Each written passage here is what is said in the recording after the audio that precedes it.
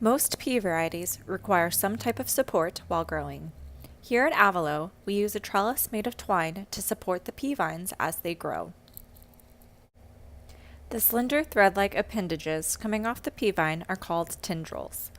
These tendrils will attach and coil themselves around any nearby object, including itself and other plants.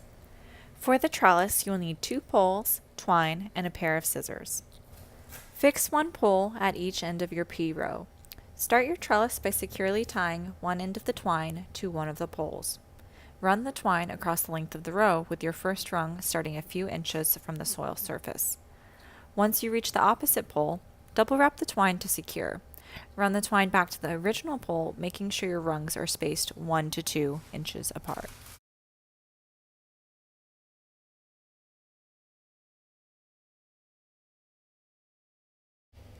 If your pea vines are a substantial height already, help them attach by gently weaving the vine into your trellis rungs. The tendrils will grab onto the twine in no time.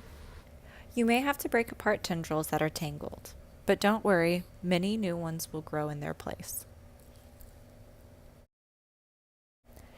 Continue the process of creating rungs by running twine between the 2 poles with 1 to 2 inch spacing until you reach the top of the trellis.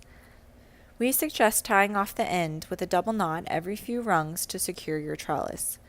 In the off chance you have any rungs break, this prevents the whole trellis from unraveling. Once your peas begin to flower and fruit, make sure to harvest often for the edible snap pea pods. Make the most out of your peas by enjoying the tasty pods during the season and the delicate edible tips of the plant known as shoots closer to the end of the season. Happy gardening from your Avalo Grow team!